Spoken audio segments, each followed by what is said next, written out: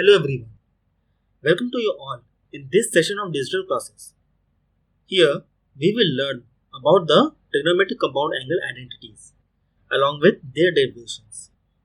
The complete lesson is in 4 parts. This is part 1. Hope you will enjoy this session.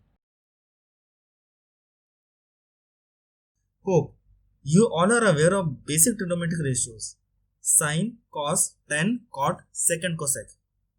Let's have a quick revision of what we have studied in class 10th. So, for every angle theta, there is a complementary angle 90 minus theta. So, their trigonometric ratios are as follows. Then, we have studied some basic trigonometric identities. For example, sin square theta plus cos square theta is equal to 1, 1 plus tan square theta is equal to sec square theta, 1 plus cot square theta is equal to cosec square theta, and tangent theta is equal to sin theta upon cos theta. So far, we have seen degree as the unit of measuring angle. But there is another unit called radian, which is widely used to measure the angle. The same is also being used in calculus, exponential series, etc.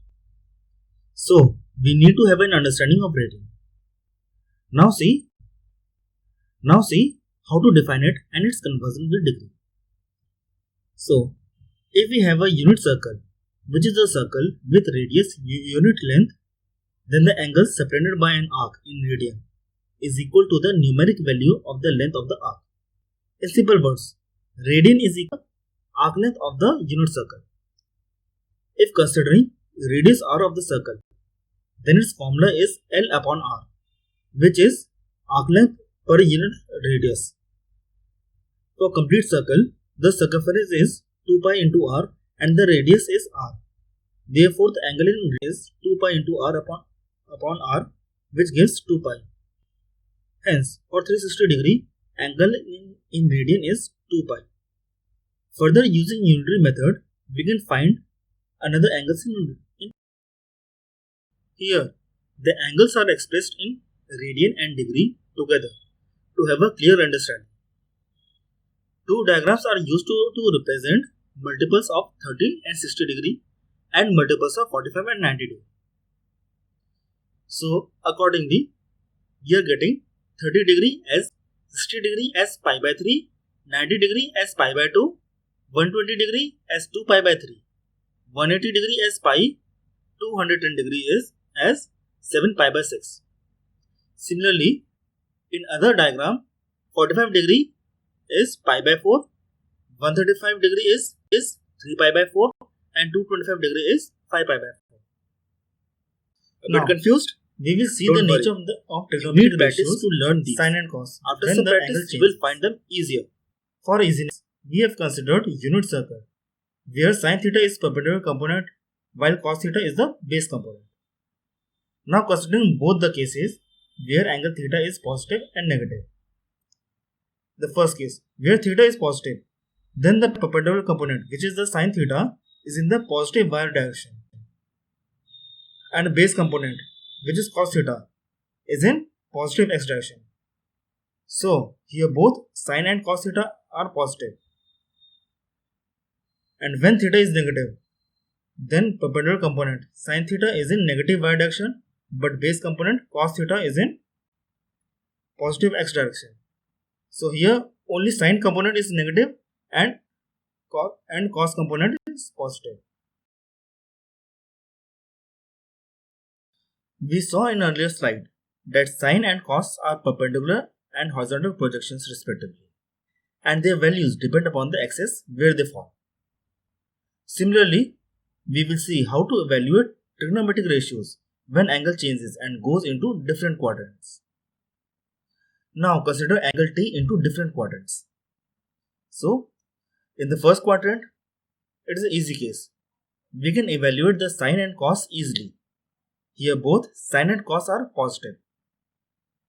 In other quadrants, where T will be obtuse, we will evaluate angle T dash corresponding to angle T. So here you can see that there is an angle T dash which is corresponding to angle T, with respect to which we will evaluate the sin and cos components.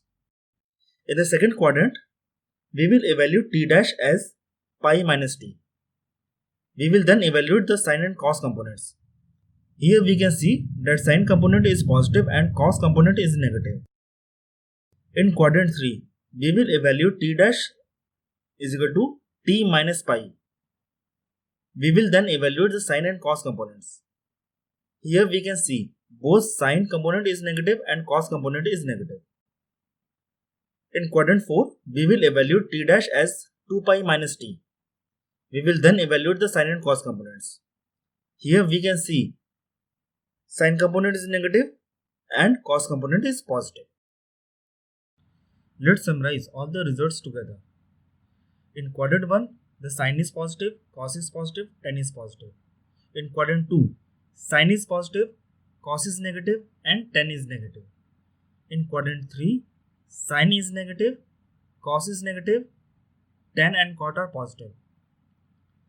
While in quadrant 4, sine is negative, cos is negative and tan is negative. This can be remembered as all sine, tan, cos. To evaluate the sine and cos of compound angles alpha plus beta into individual sine and cos of alpha and beta, we need to do a typical construction. Accordingly, construct a rectangle with segments of angle alpha, then draw perpendicular and then draw angle beta. Now we have alpha, beta and alpha plus beta with various right angle triangles within the rectangle. For ease, consider the length of arm of angle beta as 1. Now we can geometrically arrange these trigonometric ratios at various parts of the triangle within the rectangle. Now to evaluate the trigonometric ratios of compound angles alpha plus beta, we did this typical construction. And now for angle beta, for hypotenuse 1, we have sine beta and cos beta. And now for the hypotenuse cos beta and the angle alpha, we have sine alpha cos beta as the perpendicular component and the base component is cos alpha cos beta. Similarly, for hypotenuse sine beta and the angle alpha, we have the perpendicular portion sine alpha sine beta and the horizontal component as cos alpha sine beta. And similarly, for this angle alpha plus beta, we have sine alpha plus beta and cos alpha plus beta. Now we can see the opposite sides of rectangle are equal. Hence, we can evaluate the sine and cos of alpha plus beta. Geometrically, this gives sine alpha plus beta is equal to sine alpha cos beta plus cos alpha sine beta, and cos alpha plus beta is equal to cos alpha cos beta minus sine alpha sine beta. Now we will evaluate the trigonometric ratios for the sum of angles sin x plus y and sin x minus y. Earlier we have evaluated sin x plus y as sin x cos y plus cos x sin y. And now for evaluation of sin x minus y, we will substitute y as minus y and then we will expand it as usual. Then accordingly we will get sin x cos of minus y plus cos x sin of minus y. Now we have earlier learnt that cos of minus y is cos y and sin of minus y is minus sin y. So accordingly for sin x minus y, we will get sin x cos y minus cos x sin y. Now we will evaluate cos x plus y and cos x minus y.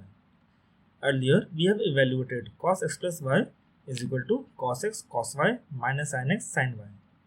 And now for cos x minus y, we will substitute y as minus y. So we will get cos x cos of minus y minus sin x sin of minus y. And now cos of minus y is cos y and sin of minus y is minus sin y. So we will get cos x minus y as cos x cos y plus sin x sin y. Now we will evaluate the trigonometric ratio in relation with pi by 2 for cos function and sin function. For cos function, cos pi by 2 minus x is equal to sin x, and cos pi by 2 plus x gives minus sin x. And similarly for the sin function, Sin pi by 2 minus x will give cos x, and sin pi by 2 plus x will give cos x. Hope the derivations are self-explanatory. Now we will see the trigonometric ratios in relation with pi.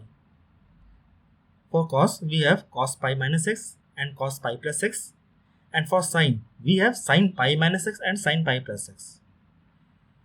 Upon expansion, the cos pi minus x gives minus cos x, and cos pi plus x gives minus cos x, while sin pi minus x gives sin x, and sin pi plus x gives minus sin x.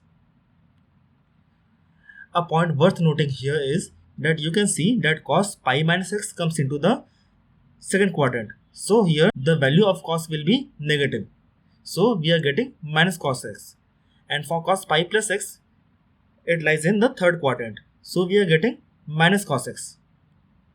But for sin pi minus x, this angle lies in the second quadrant. And in the second quadrant, the value of the sin is positive. So we are getting the positive value of sin x. While sin pi plus x comes into the third quadrant. So here we are getting the negative value of sin x. Here now we will see the trigonometric ratios in relation with 2 pi.